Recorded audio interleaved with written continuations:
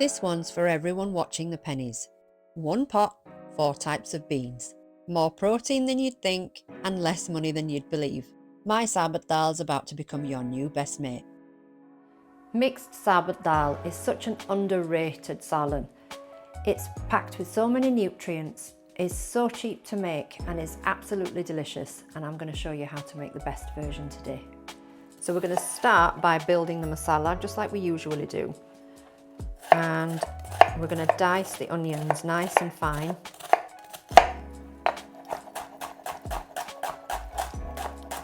I'm going to use butter and olive oil to fry the onions. You can use ghee if you want to, or you can just use oil. Whatever combo you want is absolutely fine. So olive oil and butter into the pan. And then once that's melted, you can add your diced onions. We are going to let these brown gently and soften because we want to create a nice smooth masala if we can, without blending. So just give that a quick mix in, and then all we're going to do is pop the lid on, turn the heat down and let those brown gently. While we wait for the onions to brown, you can prep your beans. Now I'm using canned beans because I can't be bothered soaking dried beans, but if you want to soak and cook dried beans, that's absolutely fine, you can do that. But these are a really quick way to get your curry ready when you're in a hurry, and I'm always in a hurry. So I have actually got a combination of 4 different beans. So I've got haricot beans, red kidney beans, black beans and cannelloni beans. You can use any combination that you want to. This is just what I had. All you're going to do is drain the beans, but you're going to keep the liquid because we're going to use a little bit of that later, and then just give your beans a quick rinse. I've done mine already. So this is what we have. It's a really nice combination of different flavours and textures when they're all together. Again, use any combination you want to, it's not important, as long as you've got the same kind of quantity. And these are, each tin of these is 235 grams drained weight. So if you've got about 800 grams of beans, it's fine, any combination. Just make sure that you keep an eye on your onions. You need to give them a quick stir every now and then, just so that they brown evenly. Otherwise, what you'll find that will happen is the onions that are at the bottom will brown too much and the layer that sits at the top will not brown enough. So just make sure you give them a quick stir every now and then.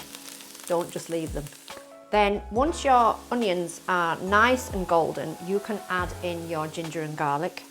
I'm using ginger and garlic paste that I've already made, about 1.5 tablespoons. If you want to add fresh, that's absolutely fine. You want a good thumb of ginger and about 6 to 7 cloves of garlic that you've grated or crushed.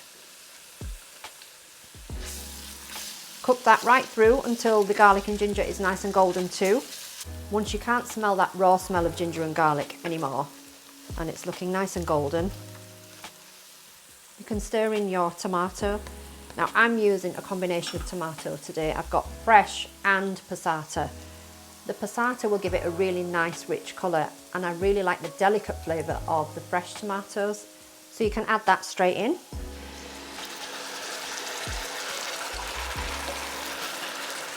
And give it a quick mix. This also brings down the temperature of the pan so that when you add in the spices next, they won't burn and they won't leave that bitter taste that you can sometimes find spices do. You can already see that the onions are breaking down into that tomato because we left them to cook for quite a while. And this is kind of the texture that you want. They will break down even more as we cook. Once the liquid in the tomatoes has almost dried away, you can add in your spices.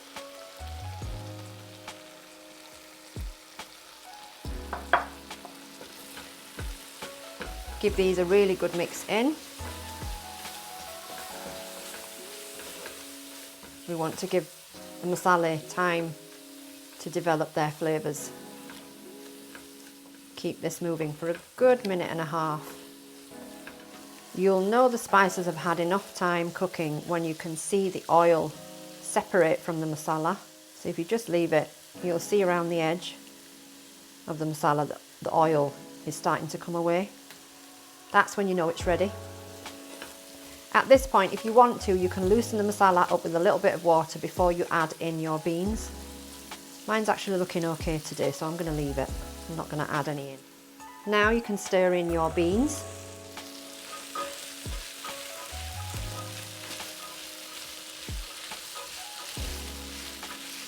I'm also going to stir in a little pinch of carom seeds. I did forget this earlier, so you're going to add these in when you add in your masala.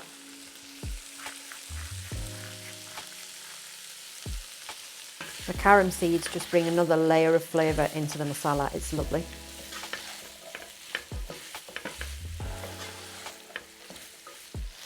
Then once your beans have caught a nice bit of heat, you can stir in some of the water that you drained away from the beans earlier. You don't have to, but I find that it adds a really nice texture and flavour. If you don't want to use the water from the tins, you can just add in boiling water instead. That's fine too. Give this a quick mix in. Then while we wait for that to warm up a little bit, we are just going to chop up our green chillies and stir those in now too. You can add these into the masala when you make the masala if you like, but if you add them in a little bit later, they still have a little bit of bite to them, which is actually quite nice. So you can stir in the green chillies now. The green chillies are optional. We just like ours really hot, so if you don't like your curry too hot, then you can leave those out. It's not a problem.